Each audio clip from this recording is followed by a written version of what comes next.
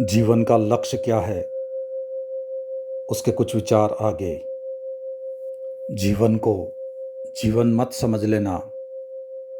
जन्म जीवन नहीं है और न ही जन्म और मृत्यु के बीच जो सिलसिला है वह जीवन है।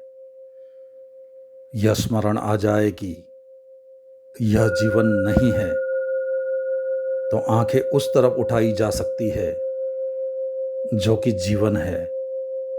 उसको खोजा जा सकता है स्वयं में कि जो कि जीवन है।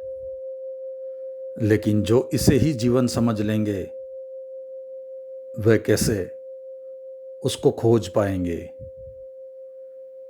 तो यह भ्रम टूट जाना चाहिए, यह इल्यूजन टूट जाना चाहिए कि यह जीवन है। अगर यह टूट जाए तो आज ही इसी क्षण भी उस तरफ आंख जा सकती है। वह हमारे भीतर मौजूद है। हमारे भीतर कुछ मौजूद है जिसका कोई जन्म नहीं है और कोई मृत्यु नहीं है। लेकिन मेरे कहने से वह मौजूद नहीं हो जाएगा।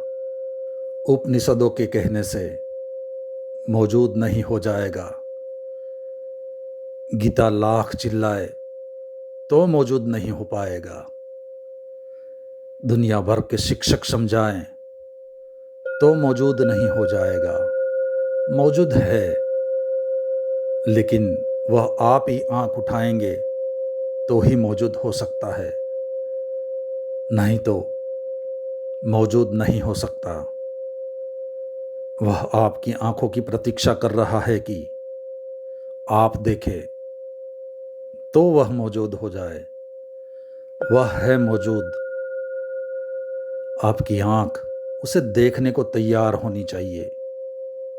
तो उसे देखते ही आपको पहली दफा ही जीवन का पता चलेगा।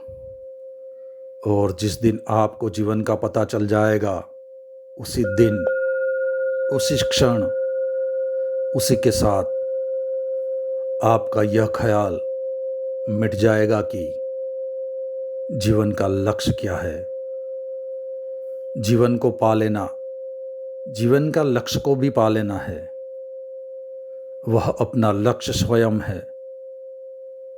जीवन के पार ऊपर कुछ भी नहीं है। जीवन के आगे कुछ भी नहीं है।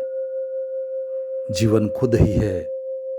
वह सागर अनंत और असीम, जिसको कोई परमात्मा कहे तो कहे, कोई मोक्ष कहे तो कहे, कोई निर्वाण कहे तो कहे, नाम कोई और दे तो कहे, लेकिन जीवन सादा सरल सा नाम है। बाकी सब नाम झगड़े के हैं। आस्तिक और नास्तिक का झगड़ा खड़ा हो जाता है कि ईश्वर है या नहीं। लेकिन जीवन तो है। कोई आस्तिक नास्तिक का झगड़ा भी नहीं है, पर जीवन है। आज तक किसी ने शक नहीं किया है कि जीवन नहीं है। जीवन निर्विवाद अनुभव है कि जीवन है। निरपवाद। कोई ने कभी अपवाद में नहीं कहा है कि जीवन नहीं है। जीवन है ही। और इस जीवन की हम सबको तलाश है। लेकिन कठिनाई, सारी कठिनाई एक जगह रुक जाती है, जिसे हम जीवन समझ लेते हैं। वह जीवन नहीं है और तब सारी उलझन हो जाती है। बस आज इतना ही। बाकी अगले अध्याय में